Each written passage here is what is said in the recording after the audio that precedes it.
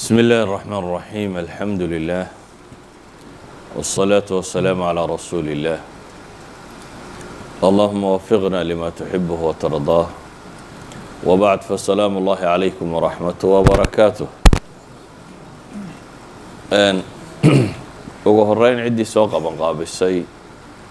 iyo dadweynahan xaadirayba waa u mahad celinayaa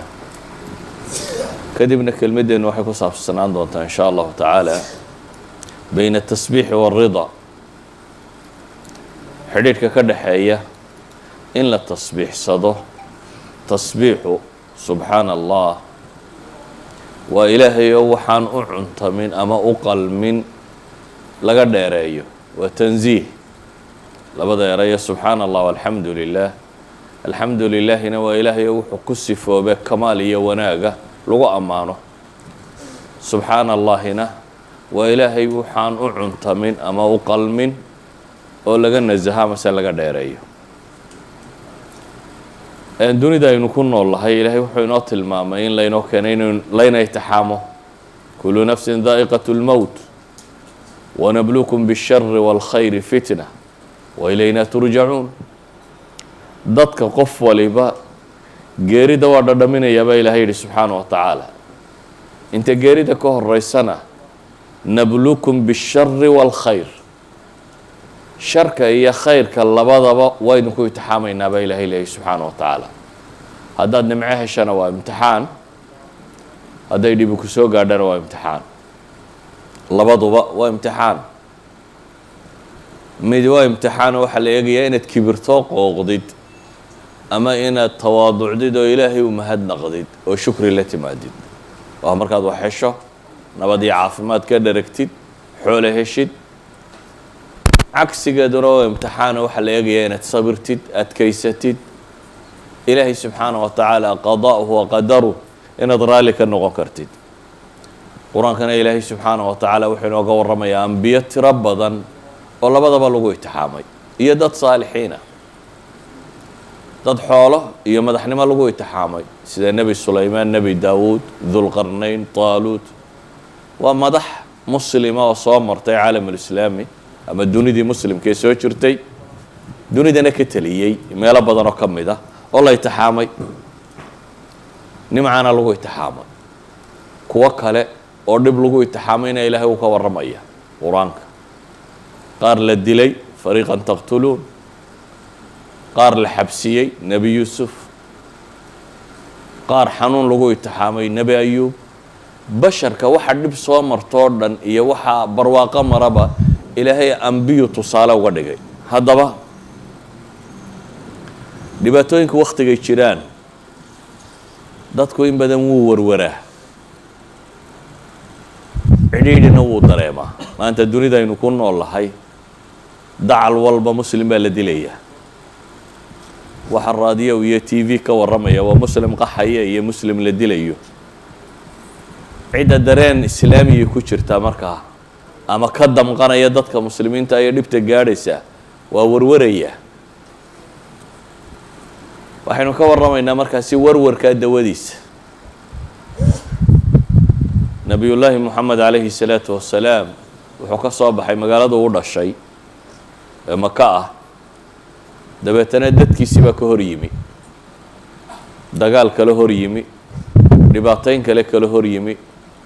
aflagaadayn iyo ceebayn kale hor yimi isagoo rasuul ilaahay soo diraya oo leh ilaahay keligii caabuda ayay kala hor yimaadeen inay idhahdaan beenaalaad tahay saaxir baad tahay kadaab baad tahay waxaa qur-aanku uu ka warramayo oo dhan qofka bini aadamka ee dad sama u sheegaya wanaag u wada ee haddana dadkii wanaagga uu sheegaya ay ku leeyihiin beenaalaad tahay ama kadaab baad tahay ama saaxir baad tahay ama waad waalantay yaa ayuha aladii waxay tilmaamayaan warkan kitaabka lagu soo dejiyeyow innaka la majnuunun bay leeyihin waabaad waalan tahay waxbaa kuu dhiman cidhiidhi buu nebigu ka dareemay markaasi calayhi salaatu wassalaam saxaabadiisaa hortiisa lagu toorjargaraynayo o lagu leynayo aan waxba u tari karaynin waxaa hortiisa ku dhimanayay magaaladu joogay qoysas dhan oo la toorjargareeyo sida reer aalu yaasir oo kale wiil baa ka badbaaday camaar ibnu yaasir baa ka badbaaday odaygii islaantii wixiiba torjarkaa lagu laayay qaar kale waa la cadaabayay sidii muaadinkii nebiga calayhi salaatu wasalaam bilaal alxabashi oo kale dhagxaninta la saaro allah allah u lahaa waxaasoo dhib oo soo maraysay haddana waxaa ka sii dhib badan marka dadka qofka kuugu xiga uu noqdo ka kuugu adag nebi maxamed adeerkii ruma markuu quraysh ka qustu dadka kale is yidhi la hadal carabtaas xajka timaado ama maka timaado ama meelaha timaado la hadal adeerkii baa daba socdoo le kan ana adeeru waa beenaale waxba ka dhegaysanina waa nin waalan waa abulahab waa adeerkii ay aabihii walaalayiin oo le waa wiilkayagii waana idinka og maxaad odhan lahayd haddii ninuu kuu yimaado adeerkiina daba socdo oo uu adeerkii ku leeyahay wuxuu sheegaya waxba kama jiraan ilaahay baa subxaanahu wa tacaala markaa wuxuu u soo dejiyey qur'aan ka warramaya laabtiisu siday u caafimaadi lahayd diiqan iyo cidhiidhiga tan iyo dhibtan qofka muslimka ah haysta si uga bixi kari lahaa waa dawaaun yustashfa waa dawo lagu caafimaado ama tiryaaq sunta lagaga bogsado ilaahay wuxuu leeyahay fi suurati alxijr walaqad naclamu anaka yadiiqu sadruka bima yaquuluun walaqad naclam waa ognahay baa ilaahay leeyahy annaka yadiiqu sadruk laabtu inay ku cidhiidhtoomayso waxay ku hadlayaan daraaddeed adoo ilaahay rasuulkiisiiya basharkaba ilaahay kaa doortay afdal ah wixii bini aadamba aadam dhalay ugu fadli badan in haddana lagu caayo oo lagu tilmaamo waad waalan tahay ama waxba kuu dhiman ama waa saaxir ama waa kadaab ilaahay wuxuu leeyahy waa ognahay in laabta ku cidhiidhiyoomayso oo waxay ku hadlayaan laabtaada cidhiidhi aad ka dareemi doonto ee maxaa dawo kuu ah fasabbix bixamdi rabbik wa kun min asaajidiin baa ilaahay yidhi ilaahay u tasbiixso adigoo ku dheehaya amase ku maraya mahadnaqiisa iyo xamdigiisa kalimataan subxaana allah wa bixamdihi adigoo leh samee baa ilaahay yidhi oo wa kun min asaajidiin kuwa sujuudayana ka mid noqo labadan shay ee ilaahay uu tilmaamaya waxa weeyaan waa labada laabta caafimaadiye wax kasta oo cidhiidhiyo bini aadamka soo mara uu kaga bogsado haddii uu maxay dhadhan ay u samaynayaan hadduu yahay dadka salaada dhadhamiya tasbiixda dhadhaminaya qur-aan badan baa ilaahay soo dejiyo nebiga cidhiidhiga haysta uu ku tilmaamayo qad naclamu inahu layaxzunuka aladii yaquuluun falacalaka taarikun bacda ma yuuxaa ilayka wadaa'iqun bihi sadruka an yaquuluu lowlaa unzila calayhi kanz aw jaءa macahu malak falacalaka baakhicu nafsaka calى aahaarihim in lam yu'minuu bihada alxadiidi asafa lacalaka baakhicu nafsaka an laa yakunuu mu'miniin kula hadihi alaayaat ilaahay waxa kaga warramaya wuxuu kaga warramaya cidhiidhiga nebiga haystay calayhi salaatu wasalaam cidhiidhiga nebiga haystay iyo ceebtan siduu u necba iyo muslimkan la dhibayo iyo waxa lagu hadlayo iyo waxa dood laga dhiganayo muu lacag haysto iyo maa malaa'iga soo raacda iyo dadkaa rumayn waayey ilaahay wuxuu uga dhigay markaas amar lagu siiyey tasbiixso adigoo ku dheehaya xamdiga alle oo sujuud kaas baa tiryaaq u ah ama caafimaad u ah laabtaada iyo waxay ku hadlayaan oo dhabkaasaad kaga bogsanaysaa walidalik baa nebigu calayhi الsalaatu wasalaam marka arrini qabsato idaa xasabahu amrun badara ila الsalaa marka dhibi ku dhacdo waxa uu degdegi jiray nebigu calayhi الsalaatu wasalaam xagga salaada waxaana ilaahay qur-aanka ku tilmaamaya mas'aladaasiyo aada loogu boorinayo qur-aanka dhul badan kaga soo aroortay fasbir calaa maa yaquuluun wasabbix bixamdi rabbik qabla طuluuci الshamsi wa qabla اlguruub wa min alleyli fasabbixu waadbaara sujuud fii suurati qaaf ilahay wuxuu leeyahy sabir waxay ku hadlayaan oo ilaahay u tasbiixso adigoo ku dheehaya ilaahay mahadnaqiisa waagu intaanu beryin ama cadceedi soo bixin iyo inta aanay cadceedi dhicin iyo inta gabalku dhace habeena iyo wa adbaari sujuud salaadaha dabadood tasbiixda badi baa ilaahay leeyahy fasbir ina wacd allahi xaq واstغfir لذنبك وصبح بxمd ربka بالعشhiي والإبكار في sورة غافر وفي طور واصبر لحكم ربك فإنك بأعيننا وصبح بحمد ربك حين تقوم ومن الليل فسبحه وإدبار النجوم وفي سورة الإنسان فاصبر لحكم ربك ولا تطع منهم آثما أو كفورا واذكر اسم ربك بكرة وأصيلا ومن الليل فاسجد له وسبحه ليلا طويلا صور كاكلا قدسانا إن صوت المامنين دمانتود إلهي نبي محمد وحو فريا إنو صبره marka labaadna waxaa la farayaa inuu gargaarsado salaad iyo tasbiix salaad iyo tasbiix inuu gargaarsado taa macnaheedu waxa weeyaan cidhidhi kasta uu qofka bini aadamkii galo hadduu tasbiixda badiyo wuu ka caafimaadaya hadduu tasbiixda badiyo laabtiisu way caafimaadaysaa waana dawadii la siiyey nebi moxamed calayhi salaatu wasalaam ee loo tilmaamay inay tahay waxa uu ku caafimaadayo bale waa dawada kurbo oo dhan lagaga baxo balaayadu markay kugu habsato ilaahay qur-aanka wuxuu tilmaamaya wadannuuni id dahaba muqaadiba fadanna an lan naqdira calayhi fanaadaa fi ظulumaati an laa ilaaha ilaa ant subxaanaka inii kuntu min الظaalimiin nebiyullaahi yuunus baa ilaahay qur-aanka kaga warramaya oo markuu tolkii ka cadhooday ay waxba ka maqli waayeen intuu cadhooday ka tegey isagoo moodaya inaan loo qabsanaynin ilaahay wuxuu leeyahy subxaanahu wa tacaala waanu qabanay dabeetana waa kii doonta fuulay saynu wada naqaano doontii dabeetana laga tuuray ama ka dhacay dabeetana baddu liqday badda gudaheedii haddana nimiri sii liqay qof badi liqday awal bay badi ahayd ilaan geed la cuskadaana meelaad waxaad ku badbaadaa jirin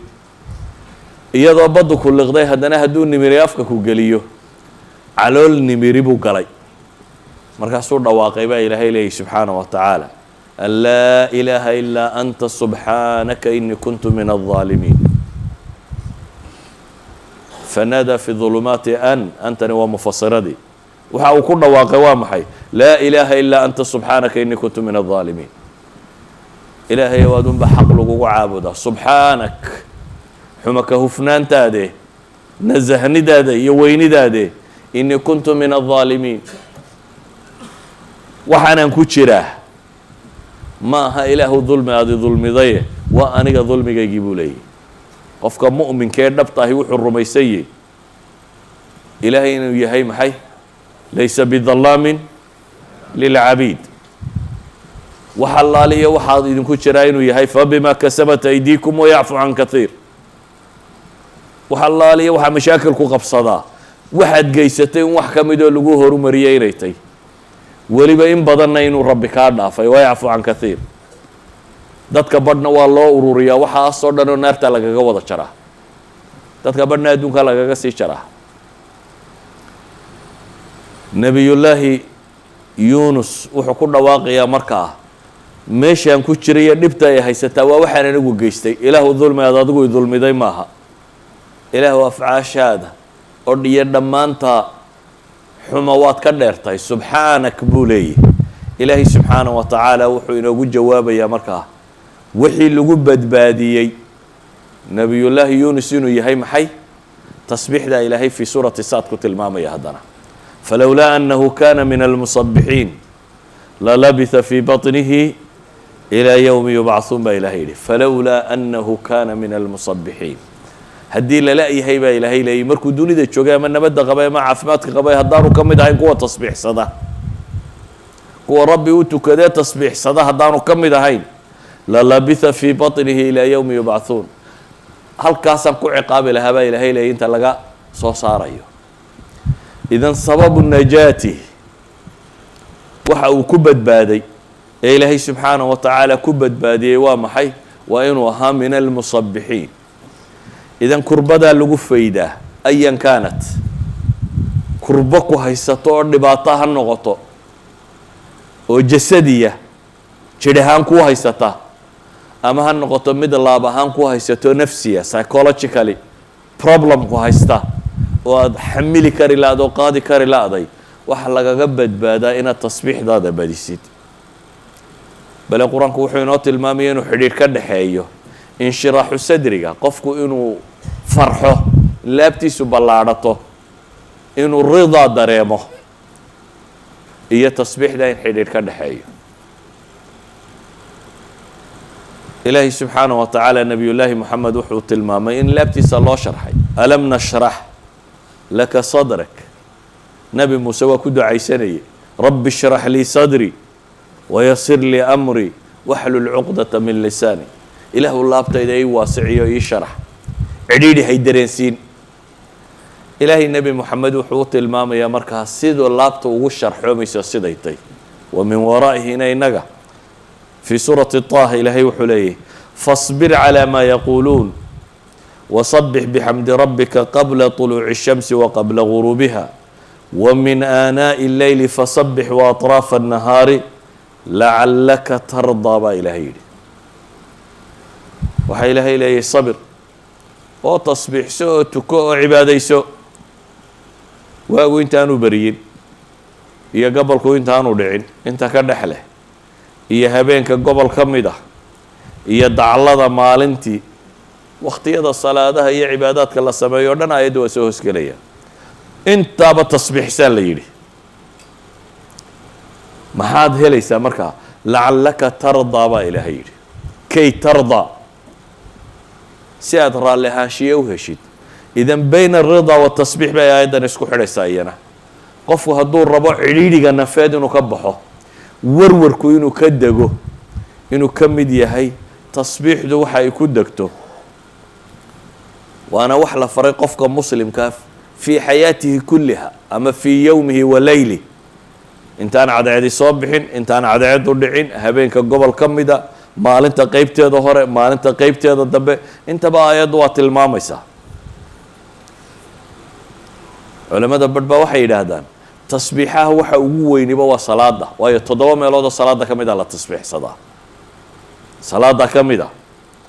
sida ogeed baa ilaahay wuxuu qur-aan ku tilmaamaya fii buyuutin adina allahu an turfac wayudkara fiiha smuhu yusabixu lahu fiiha bilguduwi walaasaal waxay ku fasireen yusabixu lahu fiiha bilguduwi walaasaal ilaahay loogu tukanayo oo lagu tasbiixsanayo gelin hor iyo gelin dambaba waayo waa shaqada ugu badan ee uu qabto qofka maxay salaada tukanaya waa shaqada ugu badan ee laga rabo dadka masaajidda camiraya inay sameeyaan xadiidkii mucaawiyata bn اlxakam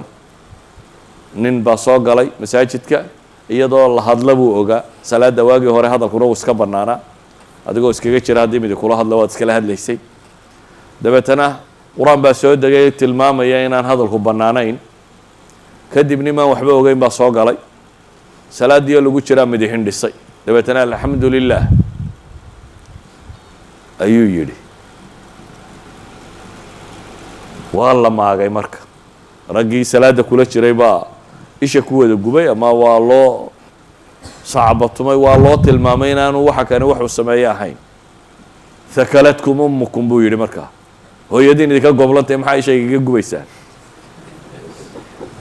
dabeetana waa loosii tilmaamay inaanay saas saxayn salaada markii laga baxay ayuu nebigu u yeedhay calayhi salaatu wasalaam dabeetana wuxuu leeyahy fawallaahi ima dagaalin oo ima weji tubin oo ima maagaynin qof wax sameeye igama dhigin weligay ma arag buu leeyahy macallin ka fiican nebi maxamed calayhi salaatu wasalaam intuu ii yeedhay buu wuxuu igu yidhi buu yidhi ina hadihi الصalaaة laa yasluxu fiiha shayء min kalaami الnaas warniyahow salaada gudaheeda dadka warkooda wax ahay uma suubamaan ee waa maxay inamaa hiya الtasbiixu wالtakbiiru wa qira'aة اlqur'an buu nebigu ku yidhi salaadu waa tasbiixaat iyo takbiiraat iyo qur-aan la akhriya buu nebigu ku yidhi calayhi الsalaatu wasalaam sidaa awgeed salaada waxaa ka mid ah allahu akbar markaad tidhaahdo tasbiixaad baa lagu furtaa subxaanaka allahuma bixamdik sowt kama mid ahaa tasbiixda lagu furto tabaaraka smuka watacaala jaduka walaa ilaaha hayruk waxaa kaloo ka mid ah subxaana allahi walxamdu lilaahi walaa ilaaha ila allah waxaa ka mid ah 3 jeer in la yidhaahdo tasbiixaat iyo takbiiraat iyo wax la mida kuwaasoo dhami waxay yihiin maxay iftitaaxiyada salaada lagu furto waa nooc ka mid ah waxaa kaloo ka mid ah salaada marka la rukuucsanya maxaa la yidhahdaa subxaana rabbiya alcadiimi wabixamdih ama subxaanaka allahuma wabixamdik iyo wax la mid ah marka la sujuudsanya maxaa la yidhaahdaa subxaana rabbiya alaclaa wabixamdih iyo wax la mid a tasbiixaad la mid a qur-aanka markaad akhriyayso ee salaada tukanayso haddaad aayaatu tasbiix aayad ka mida soo marto waa la tasbiixsadaa imaamkaagu hadduu qaldamo ama shay qalati uu ka dhaco salaada maxaa la sameeyaa subxaana allah baa la yidhaahdaa haddaanad faatixada aqoon aad iminka islaamtay ama aanad hore u aqoonin maxaa la sameeyaa halkii faatixada tasbiixaad baa lagu bedelaa subxaana allah alxamdu lilah walaa ilaha illa allah wallahu akbar ayaa lagu tukadaa halkii faatixada ayaa lagu bedelaa waa 7 meelood bay yidhaahdaan culammadu iyo salaada ka mid a oo 7daba la tasbiixsado waxaan leenahay ma marka dhibtoo quraba tasbiixaadku maya cagsigana waa loo adeegsadaa bini aadamku hadduu nimco helo wuu kibraa nimcada bini aadamku kibir buu ka qaadaa ama tacajub iyo isla weyni dunida maanta aynu ku nool lahay maalmihii la guulaystay aad baa loo faanaa waddan waliba maalintuu madaxnimada qaatay ama xornimo qaatay ama kan qaatay maxaa la sameeyaa isticraad alquwa dowladda iyo dadku waxay xoog lahaayeen barayd baa la maraa askar baa la mariyaa ciidamo dowladda xooggaday muujisaa bini aadamku inta badan afraaxda wuxuu ka dhigaa meel uu xooggiisa muujiyo ilaahay subxaanaه wa tacaala wuxuu barayaa nebiyullaahi moxamed calayhi الsalaatu wasalaam iyo wa min waraa'ihi اlmuslimuun markaad guulaysataan ama nimco heshaan ama badhaadhaysataan kibir ma jiro ee tawaadacu lilaah ilaahay baa idiin hiiliyeye ilaahay isu dhuldhiga saa daraaddeed baa ilaahay wuxuu u tilmaamayaa shaqada ugu fiicane la qabtaa inay tahay maxay tasbiix